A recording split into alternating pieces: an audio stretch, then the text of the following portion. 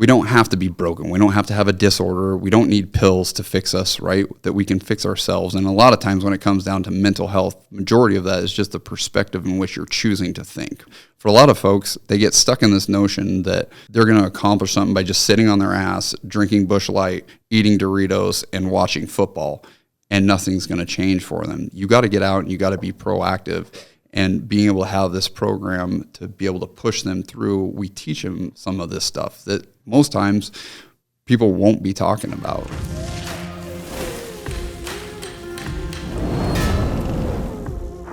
So we should talk a little bit about, I guess, I guess it'll come along how we got connected, but I want to get a little bit of both of your backgrounds. Bryon, we'll start with you. Okay.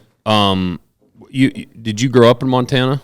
Yeah, I grew up when someone's not from Montana, I say Bozeman, but I grew up in Belgrade, Montana. Mm-hmm. That's where I lived there's a whole history. But I feel like Belgrade's big enough now that you can say Belgrade. It's like Frenchtown and Missoula. It's still, Frenchtown's still too small to say Frenchtown. But because of you guys, it won't be very long. Well, maybe. It's turning the corner. But Belgrade's definitely becoming... Yeah. Well, when I grew up there was one stop sign, and now we have stop lights, which is crazy, and two exits, and all that stuff in Montana terms. So you grew up in Belgrade, and then what did you do after high school?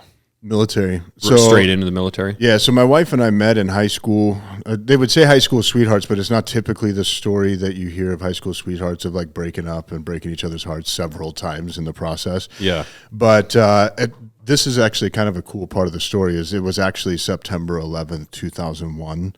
I made the decision on September 10th that I was going to find her, and we hadn't talked in a year.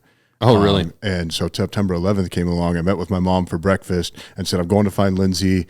We're going to get married. We're going to live together forever, whatever. Had you guys just dated before? Mm-hmm. Yeah, off and on before for quite a while, and then been broken up for a year. We've been dating other people, whatever you do when you're 18. And so I found her on September 11th at there's a bar. So anybody listening that's from Bozeman, Little John's, we called it LJ's. LJ's. Yeah, there you go. I went to school in Bozeman. So we went to Little John's because they had the night where under 21 could go and dance. Yeah. Where everybody would pregame before they got there and whatever. And she was there with a friend, and I left a note on her truck. And her friend didn't like me. Her friend went out to the truck, I don't know, to smoke or whatever, and found the note, came in as a joke. Like, look, he left you a note. She dropped everything, called me, because back then it's like payphones and beepers, right? Right. It's not, cell phones. She called me, and we spent like the next several hours just at the Denny's. It's closed now in Bozeman, but at the Denny's in Bozeman. And we've been together ever since. And so my goal was, this is going to sound crass to some people, but I was going to impregnate her to keep her around. Right? Like it's usually reverse roles, gender roles, right? Is that they say that women do that to men, but I did it to her because she's way out of my league. Yeah. And so, and then when that happened, at the time I was managing a Burger King, and I decided with no college degree, just a high school diploma, I've got to do something to support my family. I did not make the connection of September 11th and what would happen when I joined the Army. But apparently you just deploy. So that's what happened. What year did you graduate? 2000. 2000. Okay, so you were just a year behind me. Because I was and then I went to Bozeman the fall of 99 and 2000, and I think I might have been down there I can't remember if I was there in 2001 at all. But I graduated in 99 and was in Bozeman about the same time you were then. So right, and so I was going to MS. I went to MSU for 3 days. Yeah. And my dad agreed to pay for Oh, you're such a quitter. I was there for like a full semester. I think I was there too. You had to go 3 days for whoever was paying for it to pay a little bit, and I was just being vindictive to my dad. And so I waited the time so he would have to pay a couple $100 to unregister me from college. I was vindictive. We drove to Ennis Lake every day and duck hunted our way right out of college. Cliff jumping. Did you ever do cliff jumping in Ennis? Yeah. Oh, that was my favorite. That was my favorite. Yeah, so that's what happened. So you went into the So how old were you when you joined the Army? I would have, at that time, 19, 20. Right. So you're the second person that, because another guy that I had on the other day said, when he joined the military and stuff, he never even really considered war or going to war. And this was like 2008. But he was like, it's weird. I just didn't connect to that I would end up going to war, and he ended up stepping on IED. But Right, and like but he's like, it didn't really hit me. I was going to war until like they told me I was deploying, because he thought he was going to go on like some training thing in South America and have some fun and meet some girls and drink some beers, and then all of a sudden they made some switcheroos, and it's like, now you're headed to Iraq, or Right. Afghanistan. Well, and that's what they told me in basic training. So that's when I made the connection. They're like, all of you, your duty station is Iraq. Like, that's what it's going to be. And that's when we found out, and it was like, oh, all right, I guess so. This is real. Yep. What about you? Where did you grow up? Belt, Montana for the most of my life, and then I lived in Oregon for a little bit in a couple spots. Some good Burns, pheasant and hunting by Belt. I hunted around Stockett and Belt. Yeah, I was up at the American Barn Stockett just the other day. Yeah. Yeah. That's awesome. But yeah, that's where I'm from. And like I said, I lived in Oregon for a couple years, Staten, Burns, and then made my way back. About my freshman year, went to school, graduated 2001. Okay. Yeah, I graduated, got done, moved back to Oregon, partied too much, tried to live on my own, pretty much got my ass kicked by life, ended up back in Belt, getting my girlfriend who was in high school pregnant. God, it seems like one of you guys are friends. There's a lot of similarities. Yeah, There's a lot of similarities. Yeah. So, yeah, and so there I am. What am I, about 20 at the time, and I've got a pregnant girlfriend. She literally walked across the stage 8 months pregnant, and decided that, and 9/11 had happened by then, and I had just kind of always had a calling for the military. I guess I watched Saving Private Ryan, and that scene at the beginning where they're on the boats and they drop the front gate and everybody dies essentially. Yeah. It makes you really want to join the military. I know, which is kind of strange. Some people actually, that's true. Yeah. Like the brutality of that. I don't know why, but ever after that point, it was, I needed to do my part, I guess, and I needed to provide for my girlfriend at the time and my son, and so was really what pushed me into it. And you chose what branch? The Marine Corps. So I'm always curious as to why. Like, why did you choose the Marines? My uncle Greg was a Marine, and he had a real solid impact on me and my life. And there was just no other branch. That was what he did. And why Army for you? My grandpa was a Marine, and he was a jerk when I was a kid. I loved my grandpa to death, but he was just mean, and so I related Marines to just mean guys, and I didn't want to be that. My dad was the Air Force. I didn't want to follow his footsteps, and there was a lot of jokes in high school about Navy, and so like Army had the biggest sign-on bonus, and so I think I got like 12 or 16 grand to join the infantry in the Army. Right. Sure. So.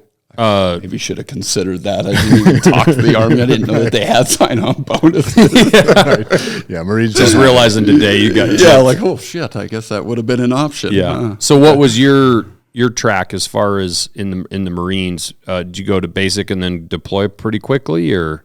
Yep. So went to boot camp, got that knocked out, then go to School of Infantry, then go to the fleet. Off the top of my head, I think we were in the fleet for about 6 months. We would have deployed in June, was that 2004, if I'm not mistaken. And my wife and I actually got married. So then 2 weeks before I take off, we tied the knot, came back home, had a kick-ass wedding. Yeah. And then headed out later that month to Iraq. And I was part of 3rd Battalion, 1st Marines, commonly referred to as the Balls of the Corps, and I was part of Weapons Company. They took my section, and they put us with the Iraqi National Guardsmen, so I was about 22 at the time, hadn't been in very long, and then I'm working with, we've got our small platoon. I think there's about 12 of us, and then we've got, I think we had a company of Iraqi National Guardsmen, so then we start operating with them actually in the area, start taking them on patrols. And so here you're a young kid fresh into war and you're having to manage it was that shit show. Yeah. And I was super fortunate that I got to go to a tactical language school for about a month. So that helped the learning curve. But yeah, essentially, so we then, 4 or 5 months we're operating like that, and then Operation Phantom Fury kicks off. So Fallujah, And they actually carved out some battle space for our platoon. And so now we're running and gunning through Fallujah with 2 Marines in my squad. What was that like? Intense. Yeah. Insane. But it was also, I was talking to somebody about this the other day. I will always refer back to that time as maybe the most pure point in my life, when you're completely living in the moment and just completely present. And to get to see what like real camaraderie and real love is. And, because when you're in, you've got a rank structure and you've got, platoon sergeants and you've got lieutenants and captains and whatnot. But when it gets to, where metal meets the meat, a lot of that stuff goes away and you become Bryon, you become my friend, and we're just getting through it together. And that's where that camaraderie piece comes. So often when I think of that time, it's chaos, but then inside of that, there's a lot of beauty. Yeah. Which is probably paradoxical to think about it like that. But how long was your first deployment? 8 months. Really? Yeah. What about you? What do you remember about your first deployment? So I deployed a little bit before him. We were on the initial assault. So we spent 9 months, my first deployment. We were in Kuwait for a while, and then we get word. So anybody watching at home during that time that got more news than we did, we were in Bradley fighting vehicles, which for anybody listening that doesn't know, they're the easiest way to explain it, it's like a tank, but it carries infantry. And it doesn't have a big tank round. It has a 25 millimeter machine gun on the front, and that's its main, and then a tow missile system. But so we're in these Bradleys, and they're like, hey, Bush says we're going. And that's literally how they were telling us, like, hey, we're going. And so then we line up. So you're on the initial invasion? Mm-hmm. Okay. So we line up on the border of Kuwait and Iraq. There's a big berm with a big, it's clearly like there's a border in front of us. And we did a lot of what they called Redcon 1 to Redcon 3, just a state of readiness.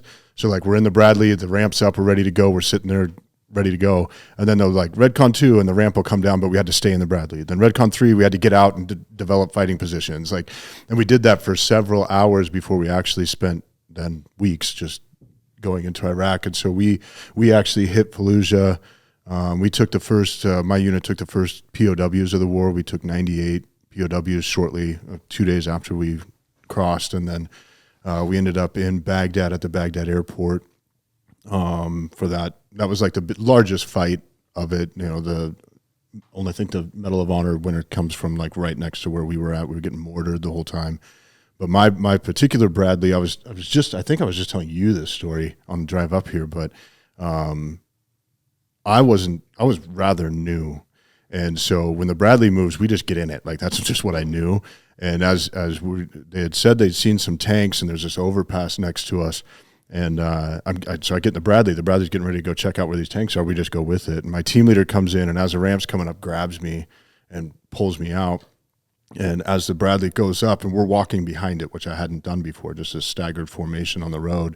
And the Bradley got hit by the T-72 tank round exactly where my head would have been. Holy shit. And my CD player made it, and I had a Kid Rock album in there, right? Yeah. With that, the one that had Sheryl Crow on it. I remember that because my wife and I kind of made it our song, which is like the worst song for a newly married couple, but it was like kind of our story of breaking up and getting back together. But anyway, I could still listen to that song. I remember that. But everybody survived. The driver, the track commander, and the gunner, they all survived. But if anybody had been in the back, they wouldn't have.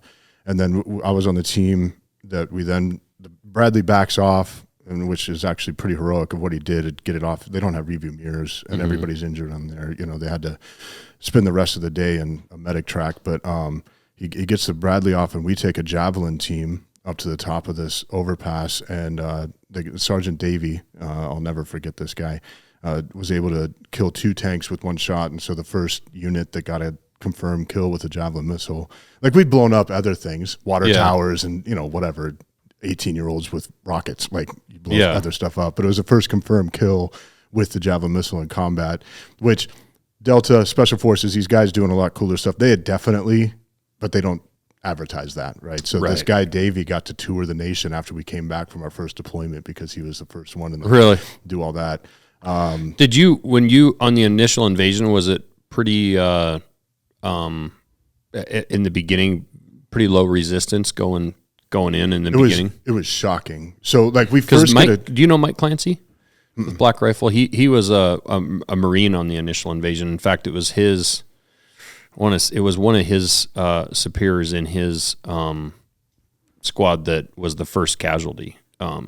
Took around, I think in the leg in the maybe in the liver. Because he said they took over, I want to say like a refinery or something like that, and no resistance. And then he said there was a vehicle driving towards them, coming like across the desert. He said there were still smoking cigarettes and stuff in there. Like when they came in, the guys just took off. Yep. He said a vehicle was kind of driving towards him, and Mike actually walked out, kind of telling him to slow down. And they started waving a white flag, and so he was standing there. Had no experience at this point. Right. Standing there.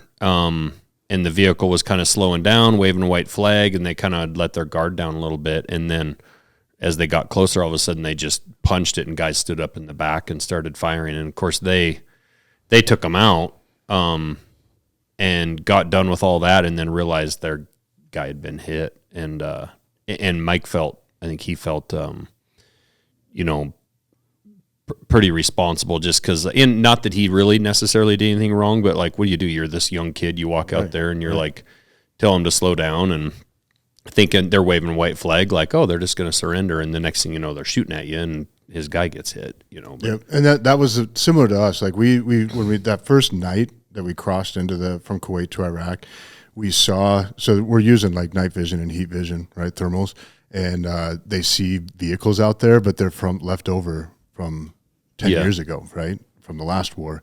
And so that we thought we were engaging, but we weren't. And so there was nothing for like days. It felt like days. I have no concept of time. Were you all in gas masks and we had them with us, masks, but in suits? And no, because Mike said the Marines had to hang out in those freaking suits. And, a lot of them did. But in the Army, he said those things were miserable. Were you in those? I was not, no, but some of our senior guys who were part of the invasion, right? So I would have been after that. Yeah. They had talked about some of the horror stories of getting to hang out and he told me some of that stuff or whatever. And terrible. The Marines is just torture. I mean, honestly, I love the Marines to death. Okay, love them to death, but just torture. Yeah. And he talks about, and you probably remembered, ended up taking over like Saddam's palaces and hanging out in his palaces and lots. Yeah. When we were in the Baghdad airport, that whole instance with Bradley getting shot by the tank, we then assaulted into a barracks. It's actually where my hearing loss started. April 4th, 2003.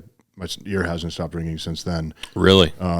We took out an anti-aircraft weapon, but we ran out of incendiary grenades, which are just thermite, right? Like just really hot, and they're supposed to melt metal. We didn't have any more, and so we're using frag grenades to try to take out different things. And my team leader put the grenade down the barrel without letting the spoon go, so it was never going to go off. And so he grabbed one of my grenades and pulled the pin, and then almost jokingly, right, let the spoon go because it's a mistake he just made as a joke. He's like, "Oh, there goes the spoon." But one in every almost 200,000 grenades has a short fuse, so you're supposed to have 10 seconds, but we only had about 2, and we didn't know it. Oh, shit. And so from me to you, the grenade went off, and it's actually 2 grenades inside this anti-aircraft weapon, and I hit the ground and woke up to him like shaking me, saying, "Hey, we got to go," because we're getting shot at, mortared, all that stuff. But after that, ended up assaulting onto a palace that was in the airport, and realized as we started to assault this thing that it was just a monster, and we didn't have enough people, and we'd been in combat for 10 hours, and so we just called the Air Force in, and they just leveled it. Erased it? Yeah, they just erased it. What, with your hearing, was that kind of, you said that was the moment, basically, you lost your hearing there? Mm-hmm. Yep. With the ringing, it's just a constant ring? Yeah. Some people say tinnitus, but I call it tinnitus. And so it's just, it's ringing of the ear. You have a full gamut of hearing that you're always hearing. And so when you lose hearing, your brain doesn't know what to do with this space that you've lost, and so it fills it with. Really? Yeah. Wow. And so the hearing aids, I wear hearing aids in both ears now. After my second deployment, I got issued my second hearing aid. I like to call them my prosthetics every once in a while, but for anybody that actually has real prosthetics, I'm not trying to take anything from you. Just more as a joke. It seems like stolen valor a little weird. Right. And so as a joke, I say it, but have no meaning behind that. But yeah, it's just, they That's help why I call a little my calculator my prosthetics, because my brain doesn't work right. Right. And so, yeah, it just rings. And now that we're talking about it, it's louder. But, Oh, really? But when I go through a normal day, I'm not consciously, because I've been dealing with it for 20 plus years now. So I'm not, I'm not. Do you turn your hearing aids off a lot when you're around your wife? No. And actually, she's going to listen to this. That's why I'm saying it that way. Yeah. I have an I don't app. believe him. Pause it, Henry, and we'll talk about this off air. There's an app now. The military, the VA issued these to me, gave them to me just recently, and now I have an app. I can control it. So I have actually a podcast setting. I have it on right now. Oh, really? Yeah. So it's interesting. I haven't even seen my dad since last week he got hearing aids, and my mom was talking that he has, I guess, an app on his phone, and my dad's the least technologically advanced person. The fact that my dad has an app, period, of any kind, Right. is kind of funny. But I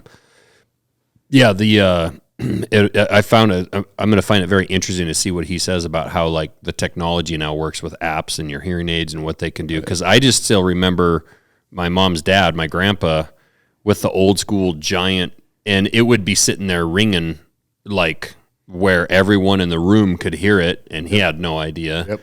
Or, you walk into the wrong place and it starts ringing and he's trying to turn it down. And Yep. usually I think he just left him off. So then it was just, you thought he was hearing you, but 10 minutes later he's like, what?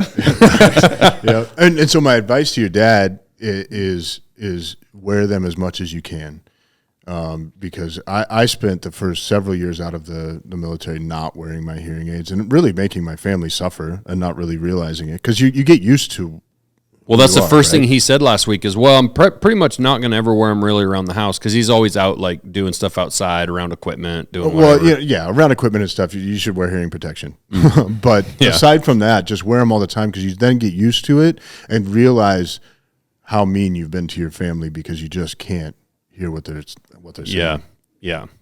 So did you end up deploying,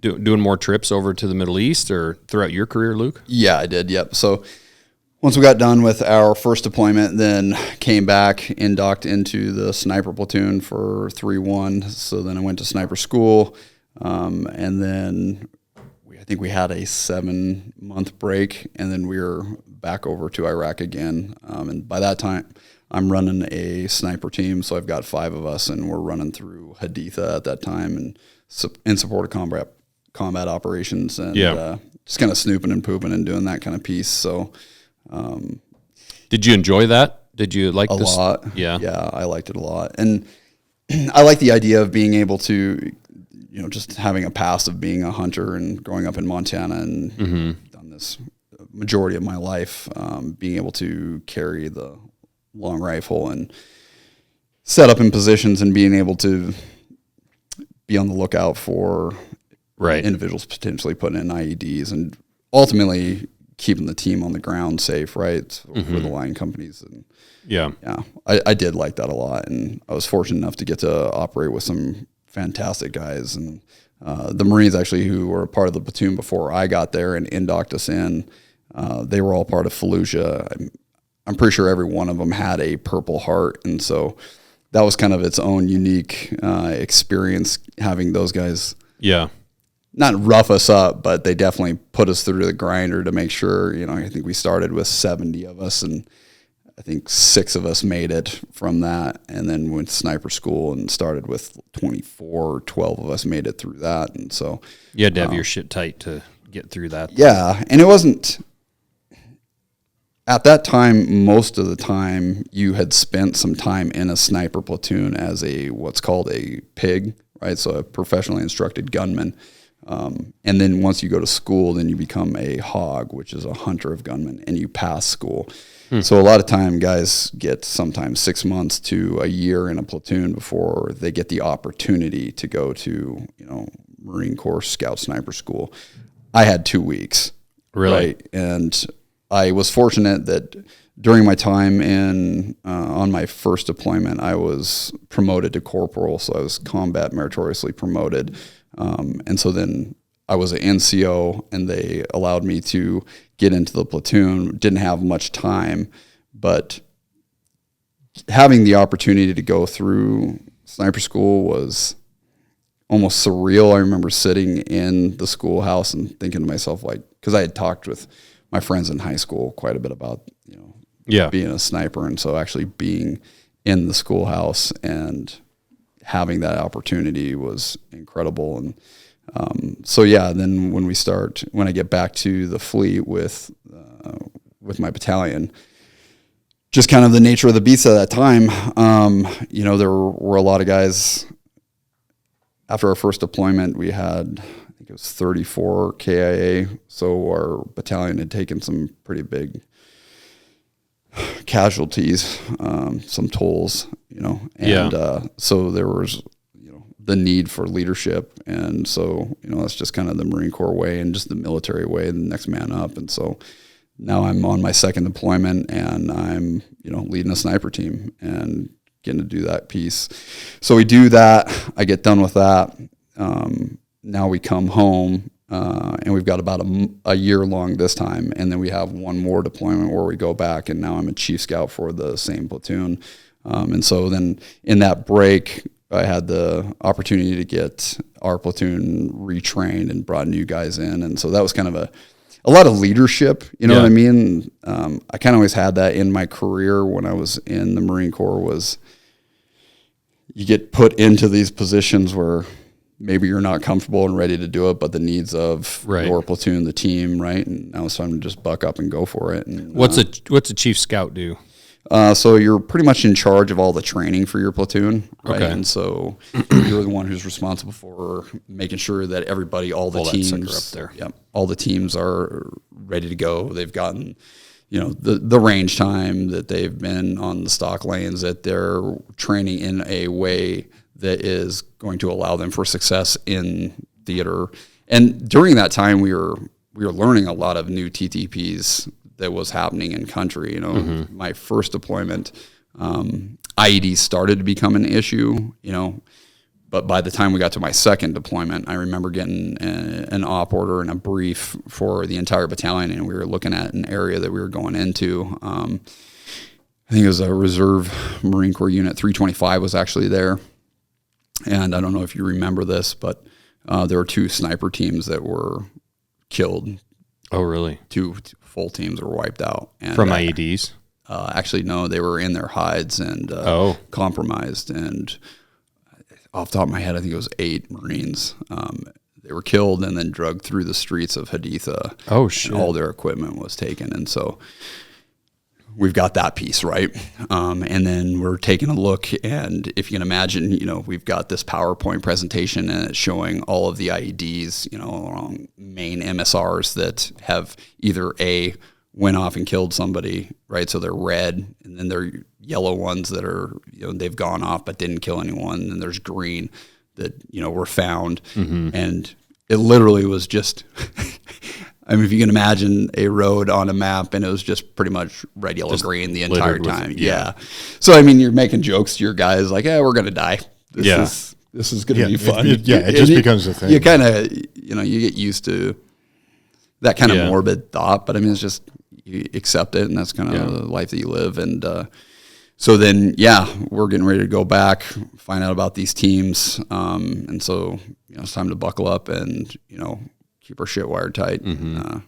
I was fortunate, man. I've never lost anybody on my team, and we did a lot of good work in that area. And I'm really proud of what our sniper platoon did and my battalion, because 325 was there, and they were getting beat up, and 3rd Battalion 1st Marines stepped in, and we had a reputation also from Fallujah and burning it to the ground. Yeah. Obviously, there's a lot more than, and like you're saying, there's soft units there, and there are other Marine battalions and Army regiments and whatnot that were operating there too. But, proud of what we did, as a team. But then we step into Haditha now, and we've got that reputation for, we don't mess around, and we're able to, which that should be the whole entire U.S. military. That should be how we operate all the time. If we would just, if we're going to go, that's exactly how it should be. Let's go do it. Yeah. 100%. Or don't go do it. Or like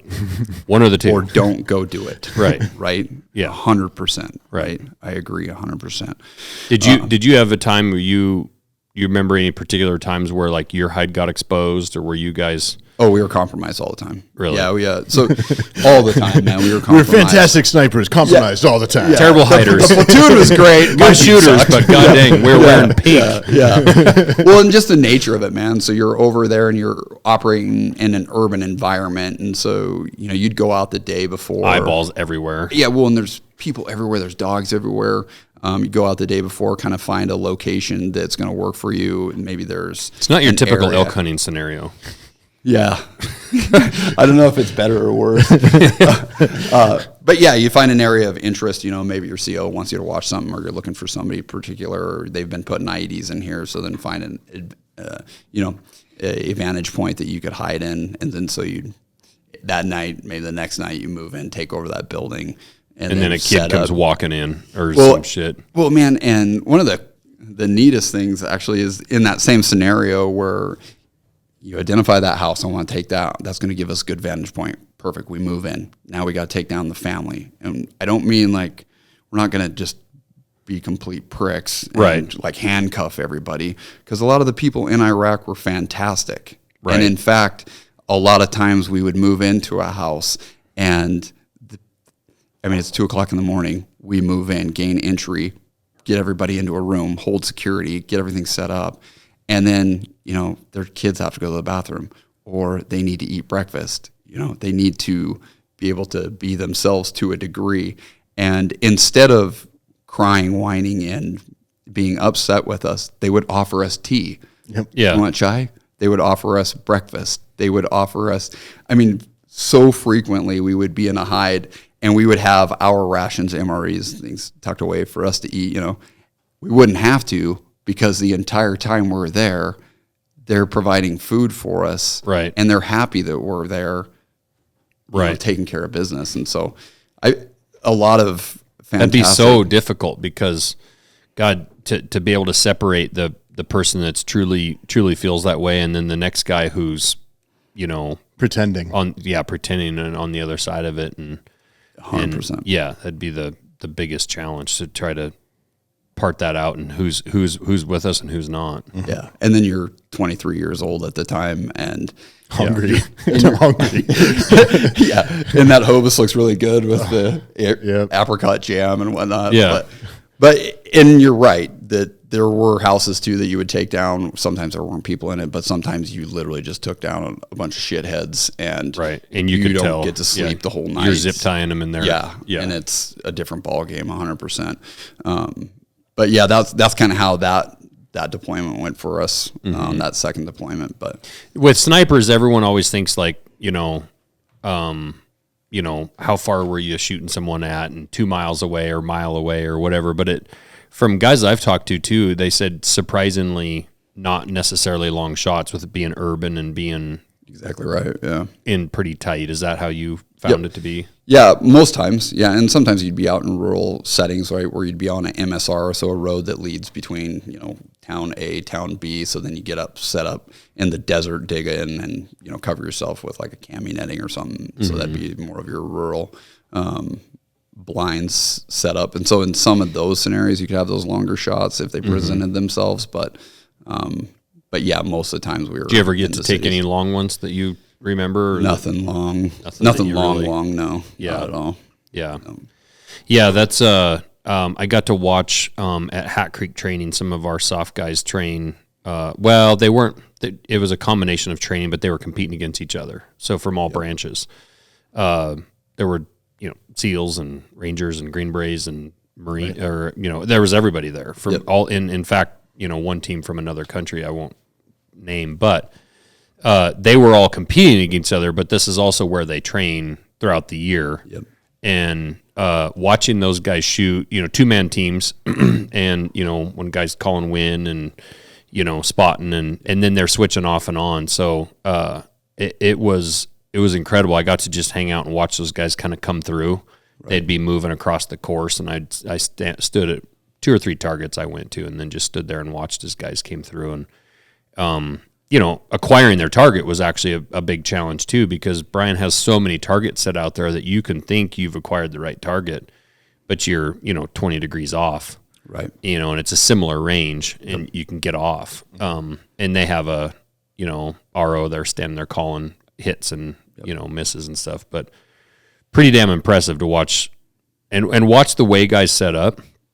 Watch the way that these guys sit behind a rifle, or the way they build their position was really, really cool, which I think is what Bryon really specializes in teaching, is how to use a tripod in a different way than you normally, like, oh, the gun doesn't just click into the top of it. Like, right. How to use one leg of the tripod.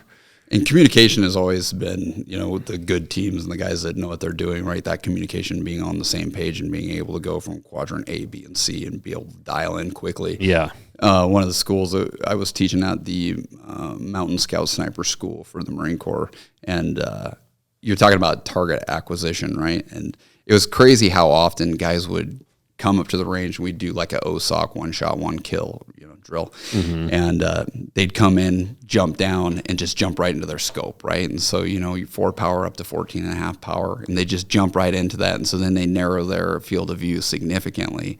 And just kind of having that hunting experience of being able to, like, hey, before we jump into the scope, take 2 minutes and just look down range. It was amazing to me to see even these guys who are way better than me. So I'm not sitting here throwing stones at these guys because I'm no sniper, but they're in such a hurry, and they're so quickly wanting, like you say, to get in their scope and find that and get all their data, that when I walked up to that target, there's no pressure on me. I'm just like, looking around, kind of like there.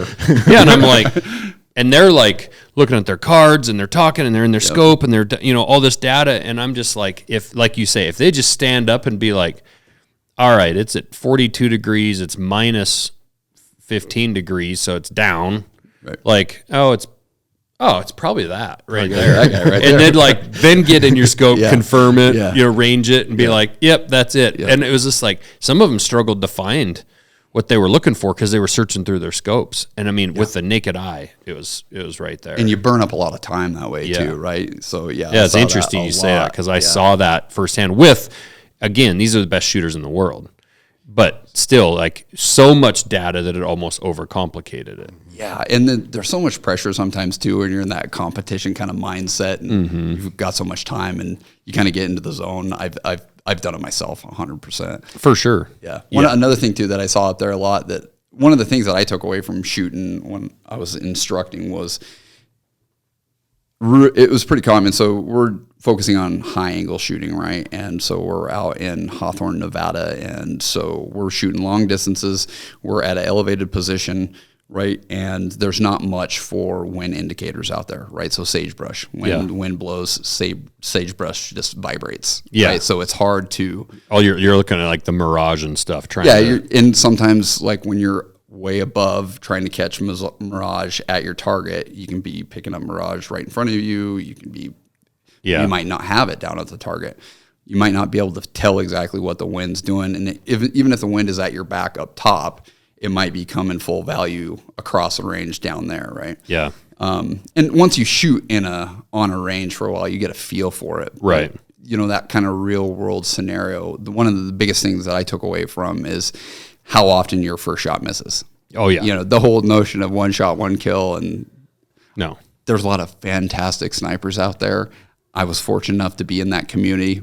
Not going to put myself in that category because that first shot I missed pretty frequently. Yep. But my second shot, I'm really good with my second shot. That's the winded So shot. the winning team averaged, it was a little under 2 shots a target.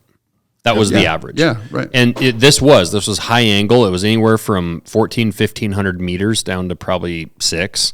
And it was high angle, up, down, across. And they also get some crazy, in those canyons, there'd be a lot of pressure. That canyon would build pressure.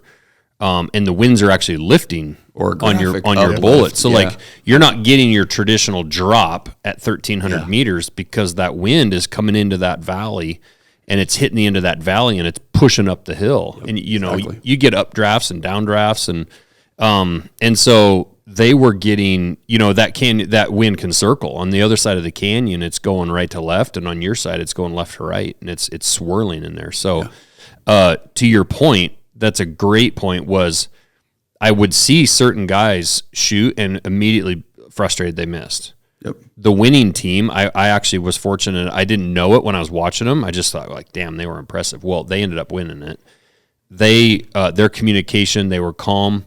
What I heard about them is, they definitely missed shots on their first shot. Yep. They almost never missed on their second. Yep, exactly. They would learn from, whether it was, watching their, vapor trail, seeing the bullet, everything where the impact was, and they would make their adjustment. And make it quick. Make it quick. So yeah. that follow-up shot has to be within 2 seconds. Yeah. I mean, it really can't be much. You're going to match that atmospheric data, essentially, right, that you're shooting through. Yep. You want to be back on target as quickly as possible, re-engage. And that was the thing. They'd shoot, and he'd be like, point to right, shoot, and bam. Exactly. I was like, holy shit. And there really is something. There's so much skill in that follow-on shot, and it's really sexy, actually, when you get good at it, and you have a communication with a team member where he can just give you that .2 to the left fire. Well, and like Bryon said, that's the importance of building that good position, because it's hard to adjust if after shot number one your shit's in array, 100%, where you're way off target and you're not your scope, your crosshairs aren't coming right back down close to target. That's one of the biggest things that I teach my children. So I'm so proud of my kids and the hunting that they do. Yeah, my kids have all killed bigger shit than I have. Like, all of their deer are bigger than mine, But my son, he's a killer. My daughter Addison, she's a killer. And that's something really important too, right? To teach my kids that it's the responsible thing is to be a killer. Like, right. You are leaving the house today, and the intent is to go take this animal's life, and there's no room for error with that. So marksmanship is our number one thing that we're training for. And so when it comes to position piece, as well as teaching them follow through and the understanding that, if you do miss, let's stay nice and tight, get that follow-on shot, right? Yep. And it's really paid off for me in the sense that I haven't had to go on a 2-3 mile long track of some gut shot animal that becomes a nightmare, right? I've always been fortunate that my kids have knocked it down generally right where it stands. I think they're fortunate they had a dad that was a sniper. Not all kids have that opportunity. Yeah. Well, I'm proud of them, and it's played out really well for me. But position man, follow through, and that follow-on shot is just huge. For sure. Yeah. Bryon, what was your specialty in the Army? I mean, with Luke being a sniper, did you have a certain area you kind of specialized in, or? So I was Army infantry. First deployment, I was so fresh. I went through basic training, came back to basic training was in Fort Benning, Georgia, came back to Montana, and immediately moved my wife down to Fort Stewart, Georgia. And 2 weeks later, I'm on the ship. I'm not on the ship, but on the plane headed to Iraq. Yeah. And so that was pretty traumatic. But then by the second deployment, I'd actually very similar. You can Wikipedia me. Oh, yeah. If you look up squad designated marksman. Did you write your own Wikipedia? No. One of my squad leaders found it and sent it to me years later. But I didn't realize this. We were on one observation point, checkpoint, and we had gone through training in between deployments to be squad designated marksmen, which were, they called them M16A4s. So they were a little bit longer barrel with one extra twist. And then they gave us match grade Hornady ammo. Which was honestly a nightmare to find once we got to Iraq. Yeah. When we trained with it, it was fantastic. Hollow point, 5.56. Shields didn't have it in Baghdad. Right, exactly. They did not. And so we didn't get a lot of range time over there. But yeah, if you look up squad designated marksman, you'll find a picture of me, and his name's Boner. It's a great name. Bonar. And so he always wanted to say Bonaire, but you cannot be you're Boner. 20 in the Army with that name. Your name is Boner. I don't know that it helps to make it sound French either. I don't know it makes it way worse. It also makes you wonder how generations before someone hadn't actually just changed the name. Right.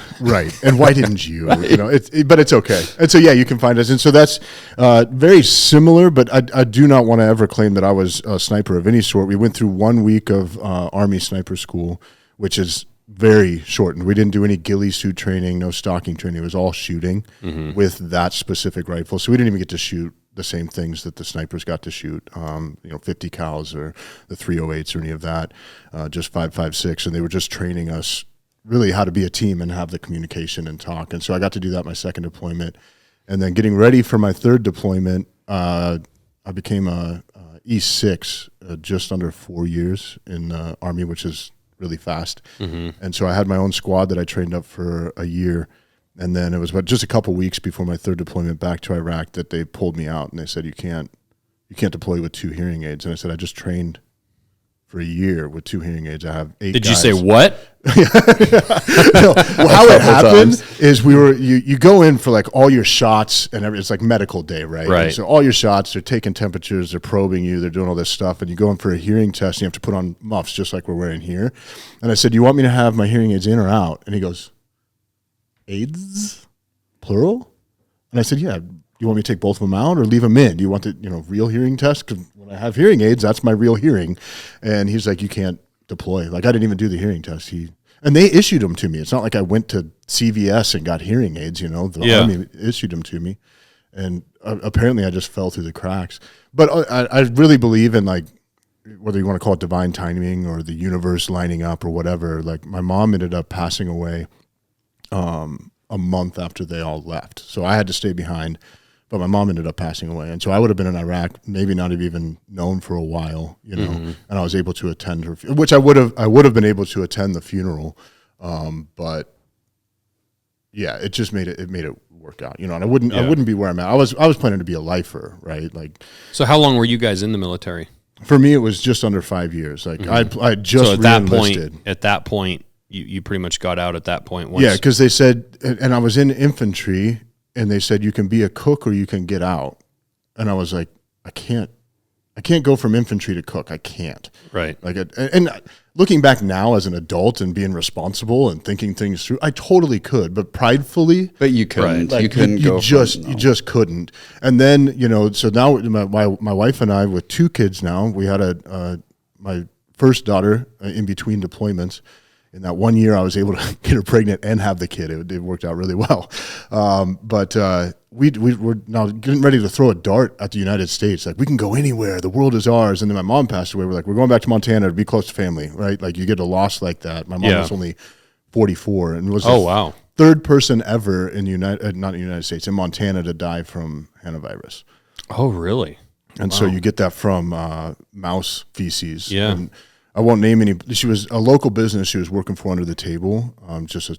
She had I have a half brother that's 20 years younger than me, and so she was taking care of him and working under the table here. And they later found out after the funeral, I'm already back in Georgia. All of this. They told us it was hantavirus, and they found one of the support walls had 9 feet of mice nests in it. Oh my God! Rough. Yeah, and so that's where she got it, without a doubt. But you get it from you just got to spray it down. If you use wet product to clean up mouse droppings, you're not going to get it. Oh, really? And also, I've met a guy since then that recovered from hantavirus because they tested him. So if they would have found it when she was flu-like symptoms When she was and all sick, of that, they could have done something about it. So now they test for it in Montana. My grandma did a lot of advocating and Wow. got them to test for it in Montana. How long were you in the military? 8.5 years. Okay. Yeah. So so once you got out, then what did you do?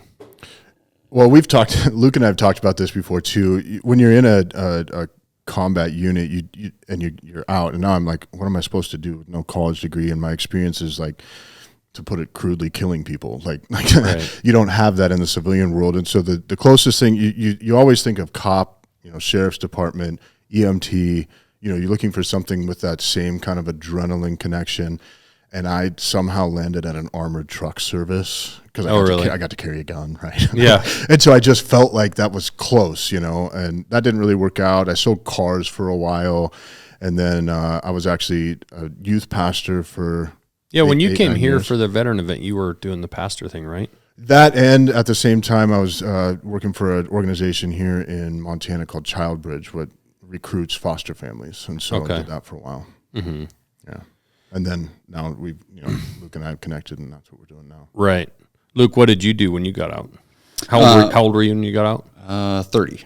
Okay. Yeah. So before I got out, my wife and I bought a house when we were up in Bridgeport. We bought the house actually in Walker, California. And so I'd spent quite a bit of time flipping those houses. And so I'd be, training snipers, and then I'd get done and then come home and work on my house and, get that remodeled. And so when it was time for us to get out, it was I was talking to the Border Patrol, and so my whole plan was and hope was to go into the VLTAT. So that's like the SRT teams for Border Patrol. We had some of those guys come through our school, and they were just locked on, and I thought that would be something that I could do, and so that was the plan.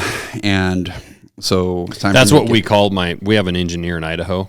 Yeah. And he's like our VLTAT for Montana. I call Idaho our fence between Oregon and California, Washington. Fair point. So That's awesome. Ryan's on the fence over there in Idaho making sure That's awesome. nobody gets in here. Sorry. Yeah. So then we we pack all of our stuff up, head home. We're back up in Montana, and I've continued the process with Border Patrol. And we get home, and my kids fall in love with being home and around our family. And I've got a big family here, and their grandparents. And I was telling this to somebody today. My plan A went to plan C in about 2 minutes. Yeah. Right at that point, I didn't have it in me to pull my kids back down to the southern border and uproot them again. And so I decided to go to school. And so I went and got my bachelor's degree in psychology. While I was doing that, I also worked for the VA as one of their VA work studies. And so that was kind of a great experience for me, just kind of getting exposed to what vet centers do. And that's, based around, PTSD and sexual trauma. And so they really set up their locations to make it feel less VA, pretty chill and laid back, and kind of an atmosphere that makes it a little bit more easy for veterans to come in and hang out and do counseling, things like that. And so I did that, and then went for my master's degree in management science. And while I was doing that, I started the Montana Vet Program, and that's kind of when this all came to fruition. During all of that, I was also building houses with my Uncle Greg, who I had talked to you about, who was a Marine before, and my cousins, and I was remodeling my house and going to school and just kind of, and then, being dad and being husband, just doing all that stuff and working my ass off. And well, and we met a couple years ago. We had put on a veterans event here in 2021 at our shop, kind of before Montana Knife Company really was Montana Knife Company. We were just trying to get it going. But we had put an event on here, and that's where we met Bryon. That you'd come to that. We had 15 or 20 people, something like that. For some reason, I can't remember the number either, but 15 to 20, somewhere in there. Yeah, and I think we were originally going to be 20, and a couple people ended up not being able to show, so it was something like that. But Brandon Lilly came up here, Laura Zara. We did some forging, camped in tents, just had a good time. But it was kind of designed around trying to give veterans something that they can do to fill some free time. Yep. And I kind of said back then, and I wasn't really trying to make knife makers out of everybody. It really didn't matter if anyone wanted to go make knives after this. The odds are, and it's a hard living anyway to really start as a custom knife maker. But the point is that maybe it would provide something. I always say, like, even if a guy has a forge in the garage and an anvil and that's it, there's a lot of time to be sitting around with your thoughts from, say, after work at 5 o'clock until you go to bed at 10 o'clock at night. It's 5 hours of time to fill, especially if you don't have a family or, things going. And so if I've told guys, like, if you're having a hard time or you're needing a distraction, like, you go out and forge for a couple hours, you're going to just lose yourself in that work for a couple hours. It's it's physical,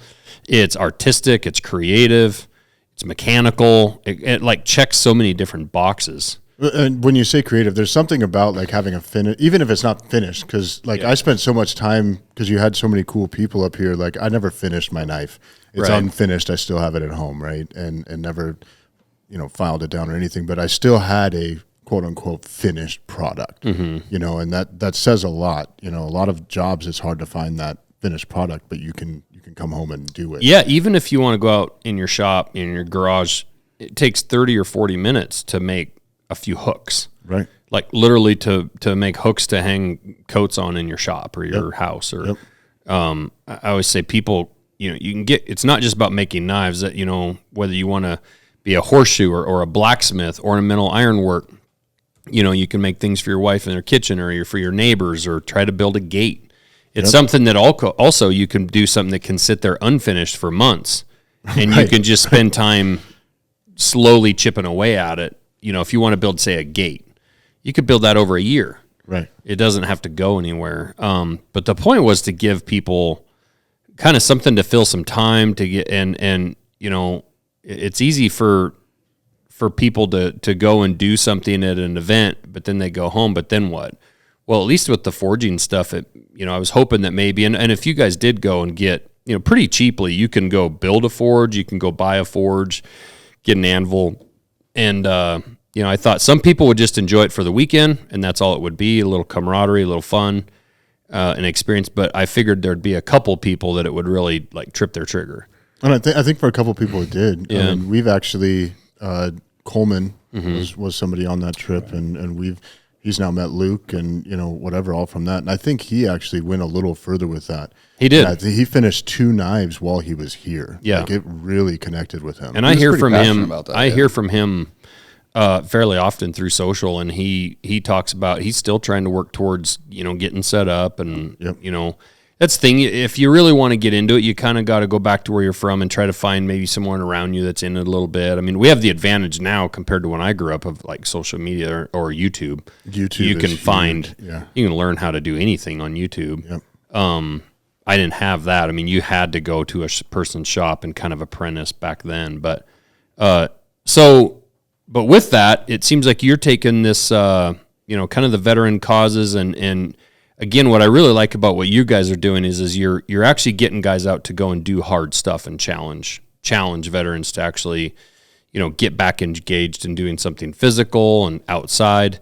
Why don't you tell us about the Montana Veteran Program, vet program here? And I've actually got some stuff that you dropped off last time, just kind of telling a little bit about it. But when you were here last time, I really liked what you guys, because there's a lot of places that you donate money to a veteran program, and it's fine to take someone on like one hunt or something, but it's such a finite, small amount of time that like, what are you guys doing when you explain what you're doing? What are you doing that will help these guys maybe over time once they go back home in their lives?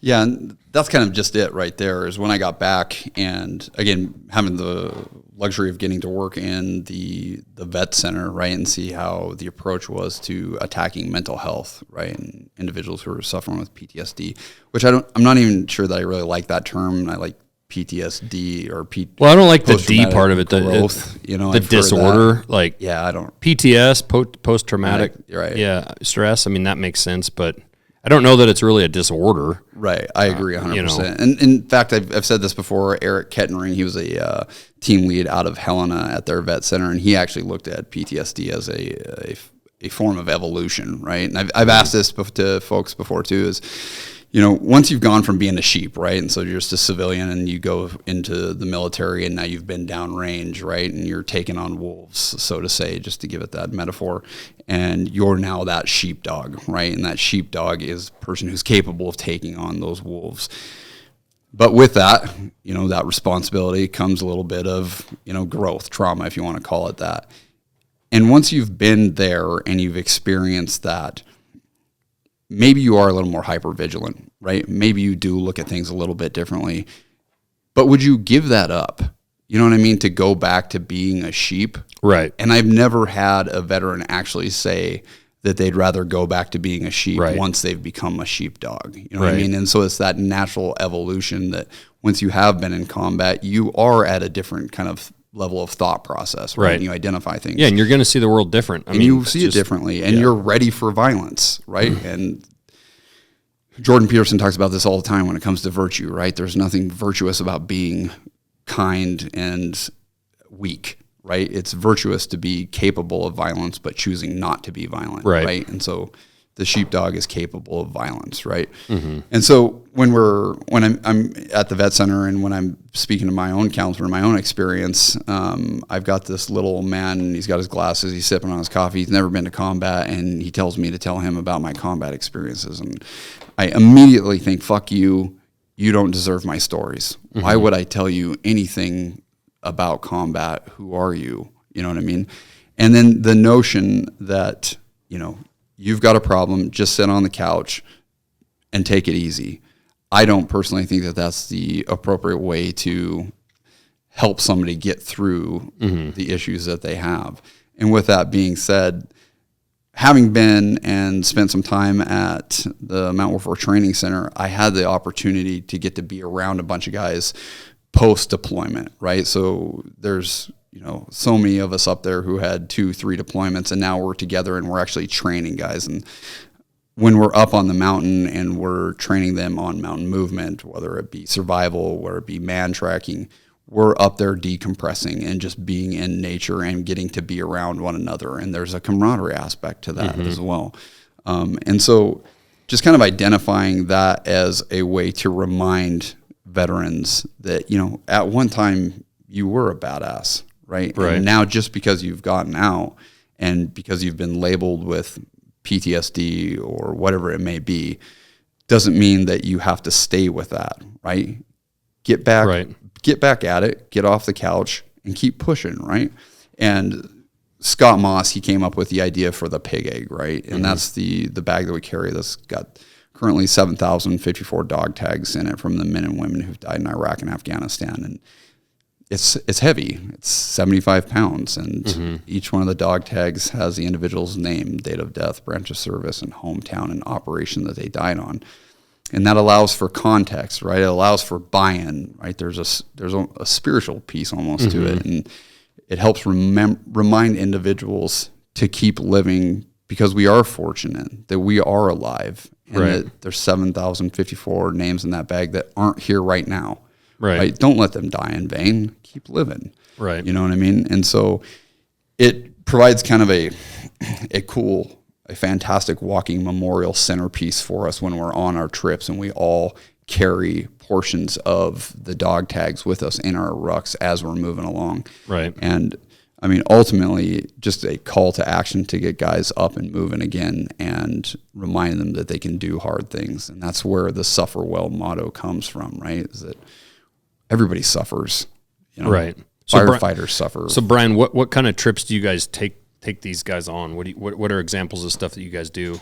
So I first joined April of last year just on a trip, and I've been on a lot of veteran trips before, whether it's hunt trips, fishing trips, different things, and coming here. Yep. And my attitude always was like I wanted to come and bring something because I felt not that I'm healed, but I'm productive. And I'm past a lot of the issues that I feel I was working through for maybe a decade.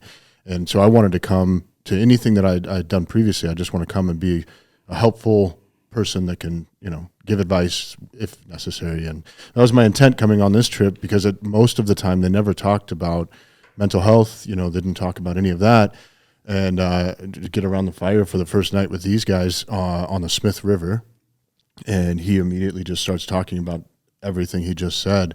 And I was like, oh, they don't need my help here. Like they're doing this, right? They're helping veterans through it. And so yeah, we have 2 trips a year as of right now, official. We have 2 trips a year through the Smith River. Unofficially, I'll be taking 3 trips because they're going waste free this year. And Fish, Wildlife, and Parks asked us to come help take all of the shitters out. And so we're going to be taking all the toilets out here in a couple weeks. And then we'll be going through twice with groups of veterans. And they have us help clean up campsites. So we actually get to also speak on conservation. And then we're showing veterans how to be outside in this land that you fought for, right? Like this land that's everyone's that we fought for. Like, how do we take care of it? How do we make sure the next generation gets it? And we do the Smith River twice, which is 59.1 miles in the only permitted area in Montana to float on. Yeah. For people that don't know, that Smith River area is gorgeous, and that's an area that a lot of people put in for permits to be able to float and don't get it. Like, right. You don't just get to go float this. The other thing I thought was really cool on the Smith River trip, plus some of the backcountry stuff, is that you guys are actually doing something when you're back there as well. So like you kind of glazed over it a little bit, but the fact that you're actually helping do cleanup, you're not just going along camping and kind of like the normal tourists, but you guys are actually putting your guys to work a little bit, trying to make it better than you found it when you go through. Yeah, and one of the issues that they've talked about on the Smith River is microtrash. So we're in the military, it's police call, right? So we do police calls while we're there. But yeah, taking down widow makers while we're there. The Forest Service will come through and fell trees. We'll cut them up for firewood. So when people get there, they're not just cutting down live trees or whatever. Like they have firewood when they come to the campsite. Yeah. Digging new latrines. But now that's not going to be one of our jobs because then we won't be digging anymore. But and then we also have. What are they making people do with their waste? Buckets. Shit in a bag and take it out? There's no bags. They don't want you to have bags. They want you to have buckets or PVC pipes. And then there's several companies that make like legit latrines. And because we're taking veterans out and we have some that have some medical needs, we're going to get a nice one for our trip, and it'll have like a toilet seat on it, and it's not just going to be we'd all like to just have a 5-gallon bucket and just make it as easy as possible. But yeah, you're going to have to just carry the waste with you. And then when you get to the end, they're now the best way I can explain is a car wash.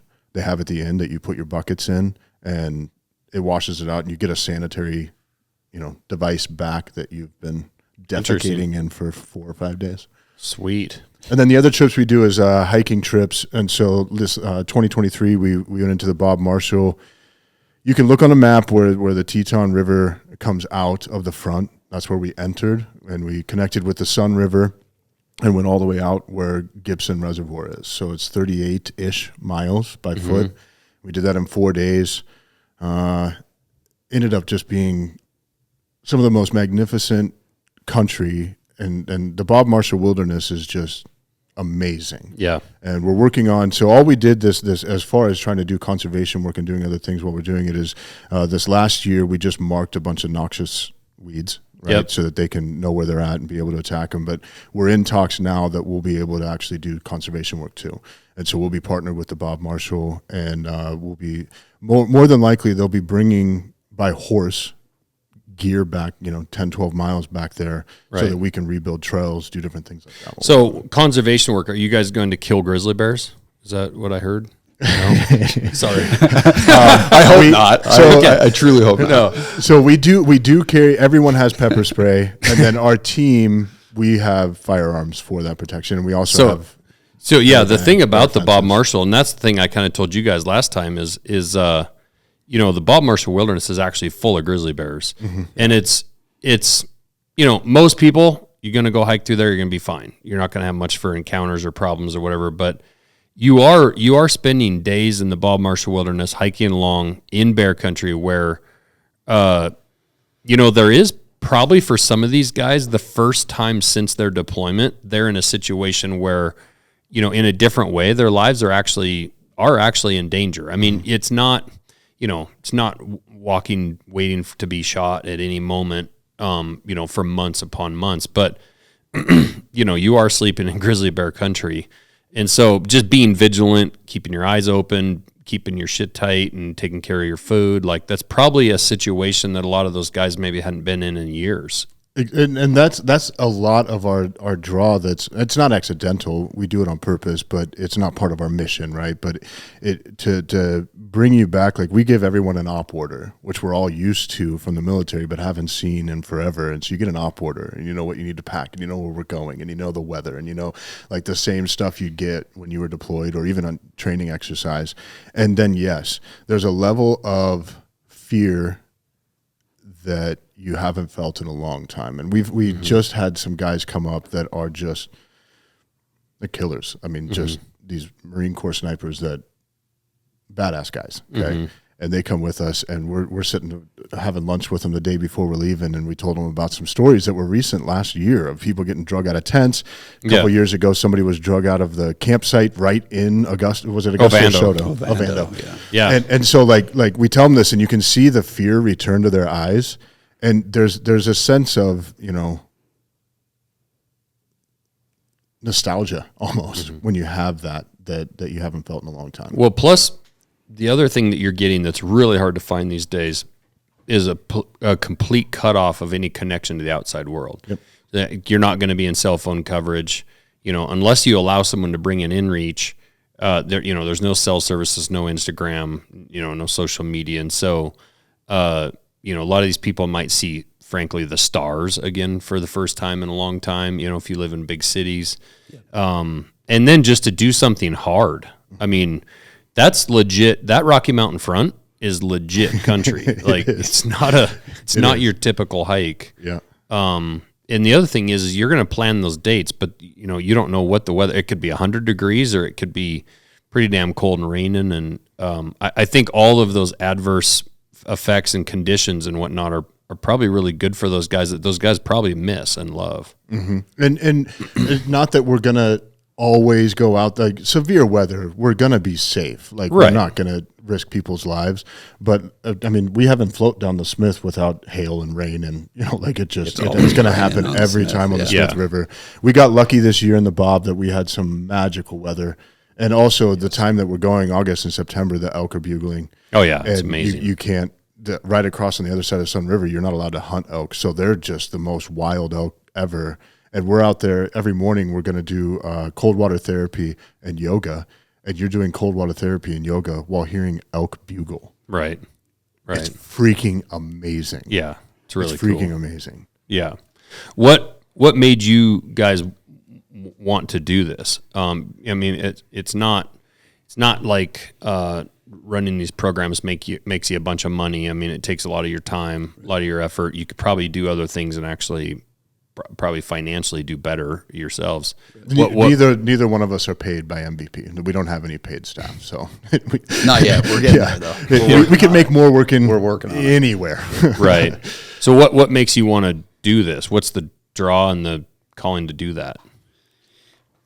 That there's a need for it, and just kind of like what I was talking about before is the approach that we currently have to allegedly try to take care of veterans. I just felt like it was missing the mark, and I don't feel like we rely on the notion of doing hard things enough that it can. You were talking earlier about using blacksmithing to help individuals, and a lot of that has to do with progress and seeing that I'm building something, and as I go there's incremental growth in it, and I get to see it, and I get to see what I've accomplished. And the same thing happens when we're back in the backcountry.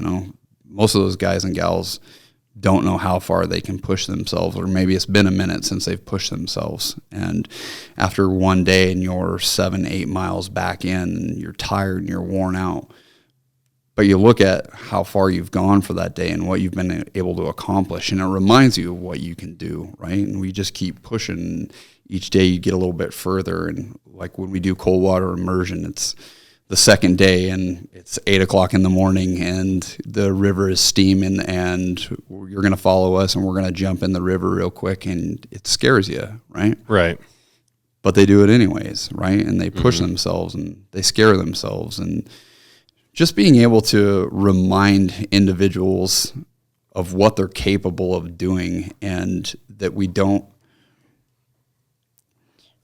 have to be broken. We don't have to have a disorder. We don't need pills to fix us, right? That we can fix ourselves. And a lot of times when it comes down to mental health, majority of that is just the perspective in which you're choosing to think, right? Yeah. And so when we're in the backcountry and we talk about this stuff, being able to help individuals, it's just shifting a perspective. If I'm sitting here and I'm taking fire from a machine gun nest here, if I just sit here and take fire, it's not going to do me any good, right? But if I just adjust my position, 15 degrees, then I can start firing back and get some positive rounds on target and change my situation. For a lot of folks, they get stuck in this notion that they're going to accomplish something by just sitting on their ass, drinking Busch Light, eating Doritos, and watching football, and nothing's going to change for them. You got to get out and you got to be proactive. Right. And being able to have this program to be able to push them through, we teach them some of this stuff that most times people won't be talking about. Well, I think we can all agree that we wish the government and the VA and our politicians would all do more, right? We can all agree on that. Mm-hmm. We can also all agree that they're not gonna. I agree, and until they do, just assume that you're not going to probably get much help from the government. You're going to have to help yourself or help your friend. Can I say something to that? Because I feel like the VA in Montana is fantastic. Mm-hmm. And I know it's government, But I've always had great luck in the veterans that I've worked with here. The VA in Montana is good, and they do a great job at Fort Harrison considering everything that they've got. Sure. You know what I mean? But I agree. But right? when I say the VA, it's really more of the funding of the VA and the support of the VA from the federal government. It's really, we sure don't have any problem, finding money to send to other countries, but we sure seem to have a problem, funding to the proper level. And the VA, wherever it's at in the country, some are good, some are bad. It's going to be that way. And for each person, it's a different experience too, because there's 100%. Many people in Montana that haven't gotten the same experience as Luke or myself, because I agree with Luke, but we have someone else on our team that has not had the same experience. Yeah, and that might be a part of the VA that's lacking some funding. They might be understaffed and under equipped, under-trained. The point is, though, we can all agree from the federal government perspective, like if you're waiting around for them to help you, I don't care if you're a veteran or if you're just a guy down on his luck or whatever, outside of the military, the helping yourself or helping your friend help themselves is the only way you're going to really see true recovery or a true change in your own life. Like you say, getting off the couch, doing something positive every single day, even if it is just going out and starting with a walk every day for a couple blocks and building up from there. Well, just a walk every day goes so far when it comes to getting back into shape, right? And getting out in nature. I mean, the walk, the physical part of the walk is one thing. The being outside is really it's the immeasurable benefit. It's easy to measure calories burned. It's easy to measure miles walked. It's hard to measure the mental benefit of just being outside, hearing birds, seeing the stars, seeing the clouds, stuff like that. Well, and that's one of the things that we talk about, and I've said this frequently, is when we go out in nature, right, I can't help but be bathed in the energy and the frequency of the sound and the color of green, the color of light. And it's really no different than if I were to fall off of a boat and get into the water, and I can't help but be wet and immersed, right? Right. In the same way, when I'm in the back country, I can't help but have those natural algorithms that exist back there that have an effect on the primal parts of my brain. There's a decompression piece when we say veteran-led therapeutic adventure trips. That's what we call our trips. Mm-hmm. The therapy comes, because there's no therapy on our trips, right? Mm-hmm. But it does come from the empirically proven evidence that being in nature does decompress your mind and does do something for depression. So being in nature is one of the most important things that you can do, as well as, like you're saying, if we're trying to get folks to get back to movement, getting themselves physically fit, because that's just something I see all the time. So I run the fitness center on Malmstrom Air Force Base, right? And so I love my job, but I see it frequently when guys and gals, they want to get fit, it's maybe the beginning of the year, New Year's resolutions, and they just jump right back in, splash, right. with a CrossFit workout. Right. And then just destroy 2 days later, their body. And they're just so burned out that they can't hardly walk for the next 2-3 weeks. But that's just it. Like on our trips, I love to be able to get to teach folks just the benefits of going for a walk. And if you want to push the limits, pick up some resistance bands, things of that nature. There are modern ways to get your body re-engaged so that you can get that incremental growth, right? Each day you're winning, right? It's just like on our trips. Each day you get a little bit further. Well, and you say there's no therapy on your trips, but there really is. I mean, even, just the talking around the campfire, the camaraderie, that really is, therapy gets a bad rap, or psychologists, right, or whatever, like, oh, you're the typical going to go lay on a couch and talk about my problems. But there's a lot of different kinds of therapy, of which that entire trip's based around different forms of therapy, multiple different and it's forms. just more of us threading the needle here, and we're not therapists, right? We're not providing any type of... And you're mixing guys, too, that some guys that are maybe struggling more than others, like if you have Bryon, who's, like you say, you've moved past some of your issues, you've worked through it, you're doing well in life. So to have that combination of guys who have been there, guys that are currently there, guys that are in the middle, I think that's a really cool, kind of combination of, I look at somebody like Andrew, who's in my shop and who has gone through stuff, but also is a great model and a lighthouse of, like, you can get out of the military, completely retrain, enter the civilian world, and be, do amazing things in business and with your career. He's our director of operations. He came from Amazon. He's done really, really great things, but he has also done a lot of the same things that a lot of you guys did while deployed.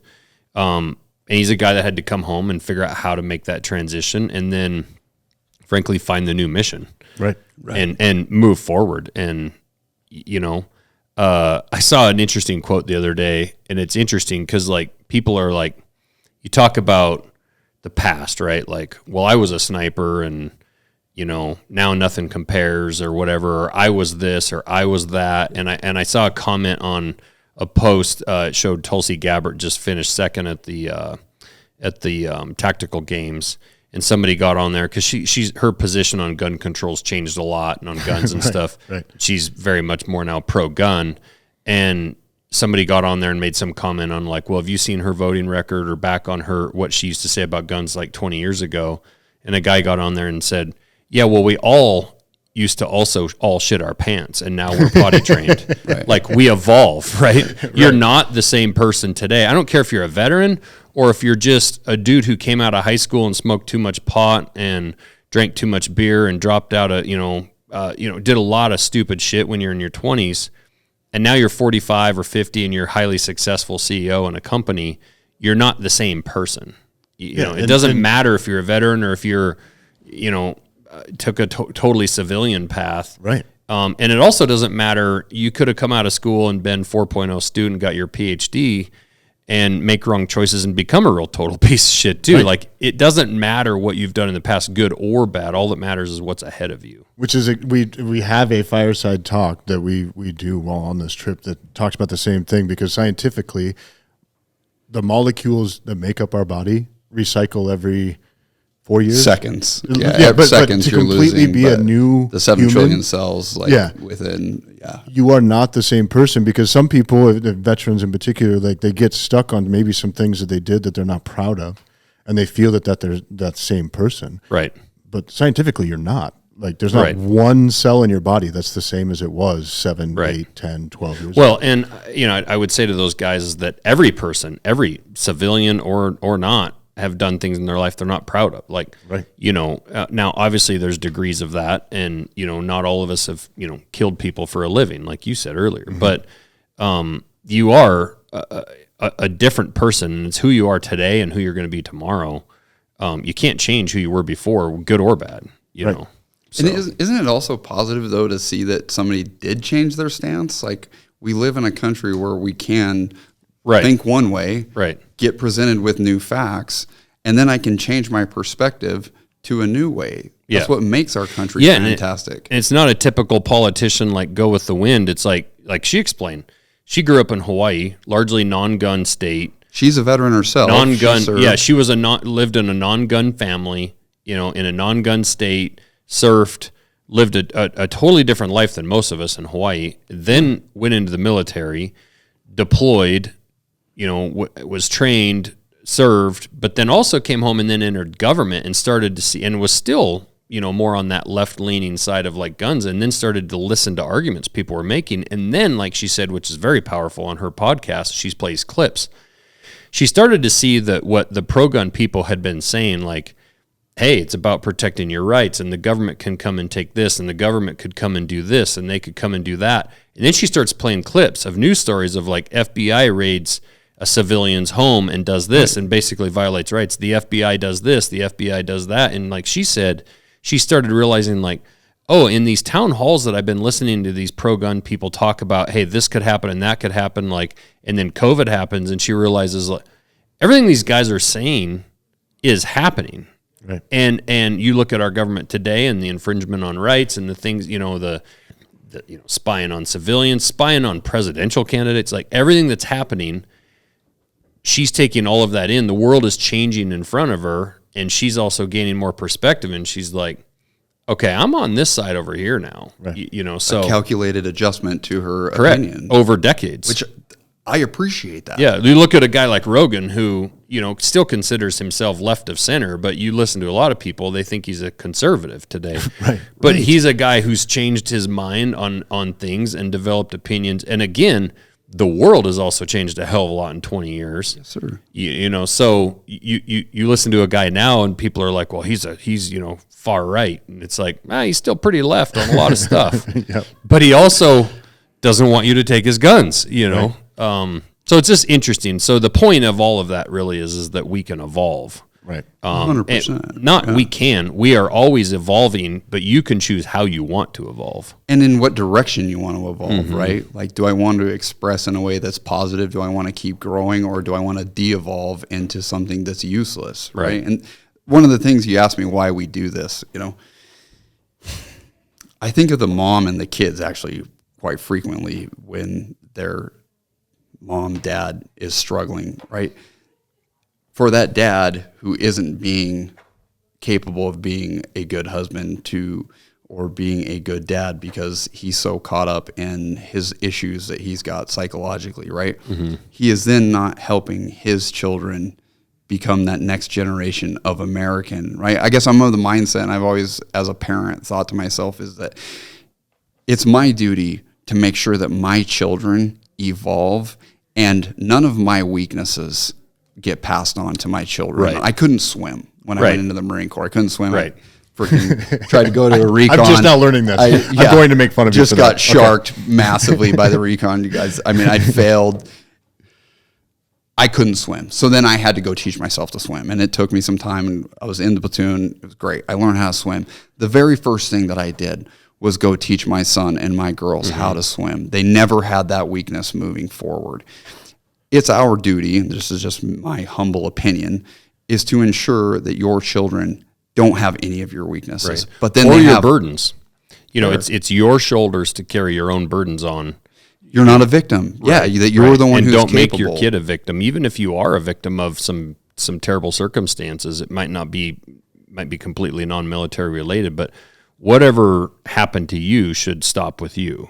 Agreed, 100%. Yeah. Don't pass that on to your kids. Right. Right. And I think that's patriotism. Right. Like, if you want this country to keep moving forward in a positive direction, then at the end of the day, are your kids better than you? Right. Or are they worse than you? Right. And if there's something out there that's hindering and it happens to do with war and you really want to get better, then strap your boots on and fucking come hang out with us for a day and let's see if you got it. Because I'm certain at the end of a 4-day trip with the Montana Vet Program, your life trajectory will change.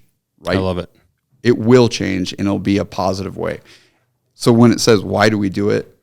Yeah. It's for the next generation of Americans. Yeah. Like, and I genuinely believe that. Yeah. Because as much as everybody wants to think that our country is broken and that we're divisive right now, right? We need people to hold strong right now more than ever and believe in the ideals of America and show the example of coming together, right? Right. It can be done, and I believe that that's exactly what we're trying to do here with MVP. Yeah. That's awesome. So, well, with that, where can we find information about you guys? Social medias or websites? Yep, both of those.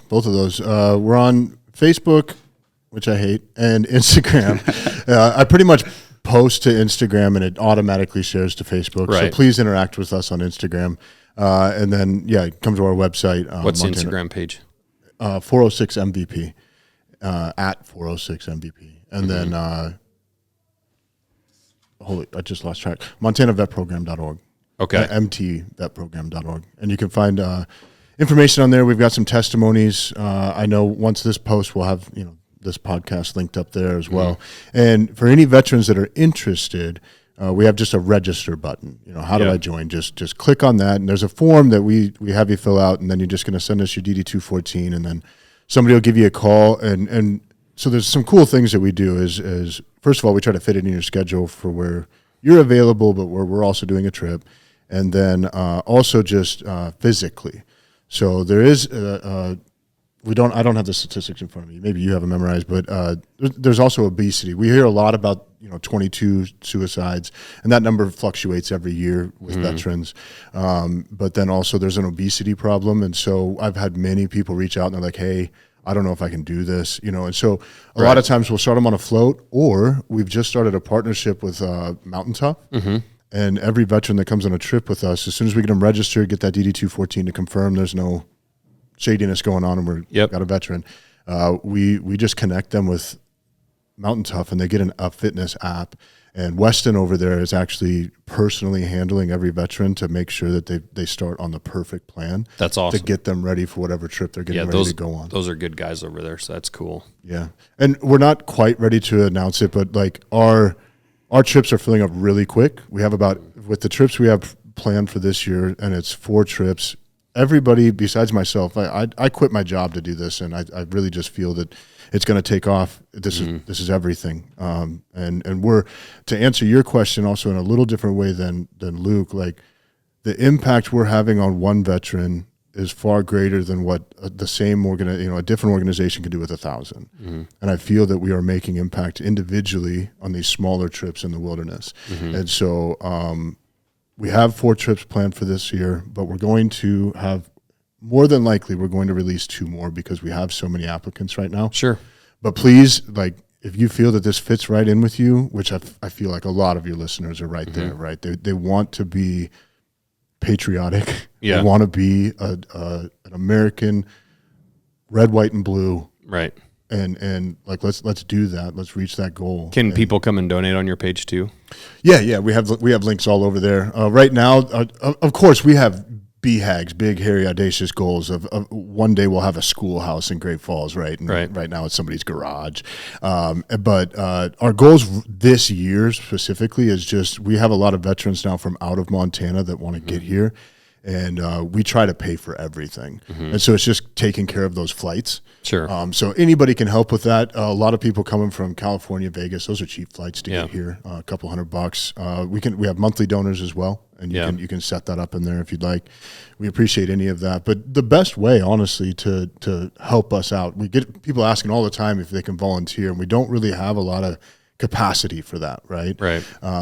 But if you interact with us on social media, right, you guys are just a blaring example of what that can do. Yeah. People just sharing posts and sharing stories is just a comment, like just comment some random emoji, just like that is like donating $20, honestly. Like it helps so much to have real interaction and engagement, and so because I've been with Montana Knife Company, I feel like I'm just part of this for years now, right? Since the beginning. Well, you have, and I comment on as many YouTube videos as I can, right? I have hopes that I'm going to win the knife that they give away at every video. I have hopes. It hasn't happened yet. But I interact. I want to, you start to feel so much part of the community when you do that. Yeah. And you guys are so great at engaging back too. I feel that it's also valued when I do that. And so, definitely that's one of the valued. great ways to do that. Awesome, guys. Well, I really appreciate you coming by today, and it's really cool what you guys are doing. I think it's important. So thanks for having us. Hopefully it keeps building. And so we were just talking about money. You could donate $10,000 to us, right? I'm not saying you can. I'm saying you could. Anyone could. But what you've done today, no obligation. But what you've done today is actually you've cornered out some time out of your day, and we don't know how much time we have. Right. And I feel that that's one of the biggest investments that somebody can do for another human. And so I really appreciate that investment that you've given as this company is just growing and is magnificent, and like. You can walk in here and just feel this energy. Dude, you have set the example, man. Like the work energy in this place and seeing everybody walk around and just being enthusiastic. And, Bryon was showing me the shop that he had worked with you in last. And now you see with the facility that you have now. And you're doing it in Fringetown, Montana. Right. It's just awesome. Yeah.